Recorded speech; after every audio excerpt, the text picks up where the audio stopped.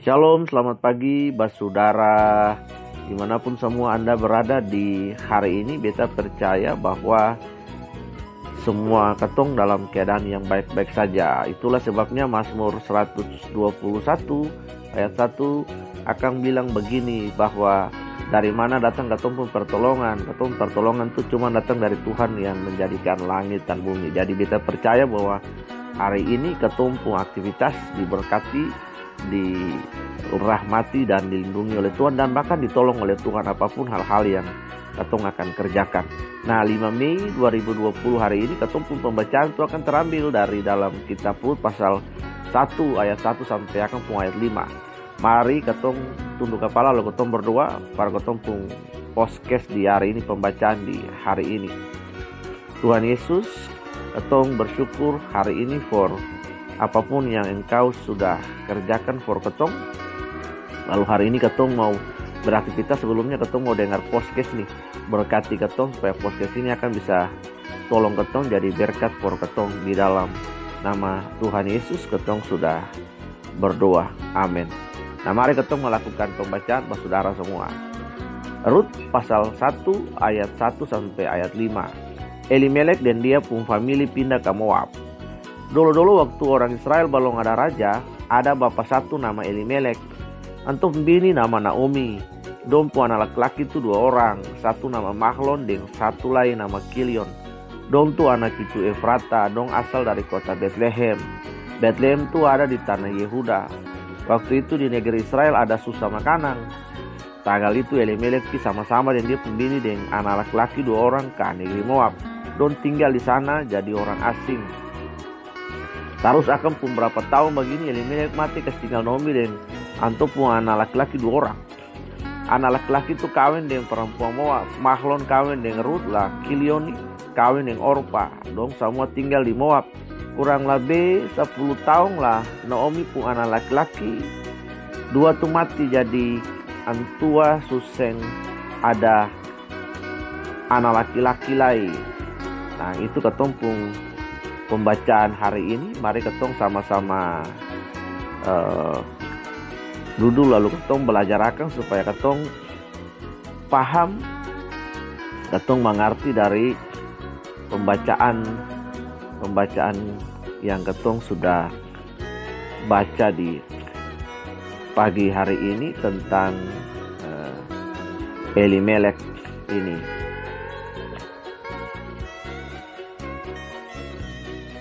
Nah, saudara semua, tragedi hidup nih akan bisa datang dan jadi por siapa saja. Mau itu dia anak Tuhan kah, dia bukan anak Tuhan kah. Tragedi dan peristiwa-peristiwa hidup tuh akan bisa datang semua orang. Seng pandang kasta, seng pandang suku, seng pandang dia kaya miskin, seng pandang dia pun status sosial. Nah, seringkali yang ketong lakukan tuh kalau ketong ada dalam persoalan, hal yang paling logis adalah ketong, yang paling masuk akal tuh adalah ketong papariti pas kali por cari jalan keluar. Ketong seringkali berpikir bagaimana ketong menggunakan ketong pun kepintaran, ketong pun kekayaan, ketong pun kuasa, ketong pun hubungan, ketong pun kenalan kah, ketong pun orang berpangkat kah untuk dapat tolong ketong keluar dari permasalahan tersebut toh. Namun apa yang terjadi? Seringkali apa yang ketong lakukan itu bukan tambah baik, mar tambah sembaik.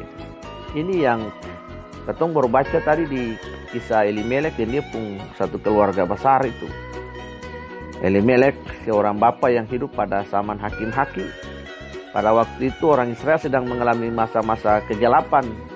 Karena dompung dosa, dompung kesalahan, dan dosa yang menyembah Tuhan toh. Jadi Tuhan mendidik dorang, Tuhan mengajar dorang dengan salah satu caranya itu membuat bencana kelaparan di Israel. Nah, bencana ini tidak luput juga menimpa keluarga Elimelek ini. Nah, sebagai kepala keluarga, Elimelek tentu bertanggung jawab toh untuk menyelamatkan dia pun anggota keluarga.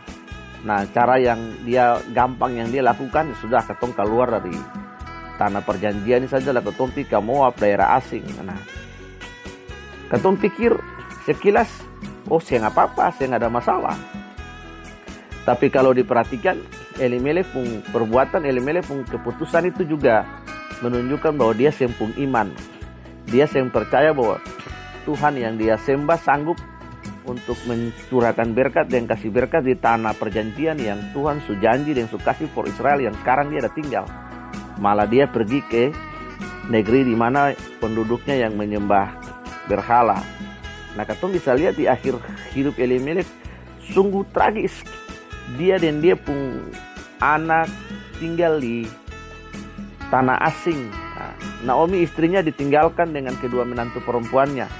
Jadi dia pun persoalan hidup, dia pergi keluar dari Israel sampai di Moab itu malah bukan jadi solusi, malah jadi masalah yang berat. Kedua anaknya mati, dia pun sendiri mati, lalu istrinya tinggal dengan kedua menantunya.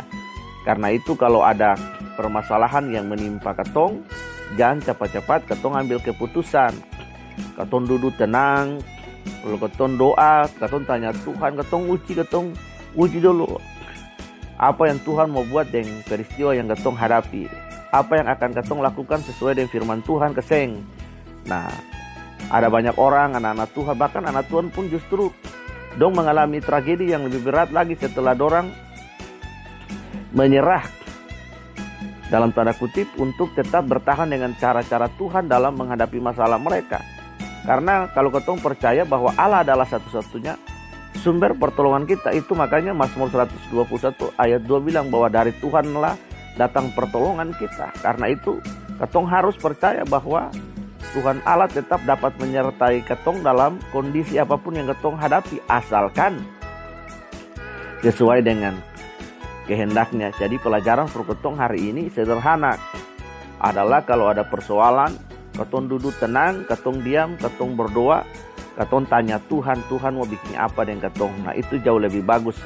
Jangan iko Elimelek pun kelakuan dan akhirnya dia punya keluarga, anak dua mati, dia sendiri mati, istrinya jadi janda. Puji Tuhan, Tuhan masih tolong jandanya Elimelek. Nah, ini jadi pelajaran per katong supaya jangan ambil keputusan yang cepat dan keputusan yang instan. Itu sembai. Semua mau bikin, duduk berdoa dulu lalu tanya Tuhan. Nah, itu katong pun pelajaran for hari ini. Semoga pelajaran hari ini akan jadi berkat per katong, akan jadi pelajaran for katong semua.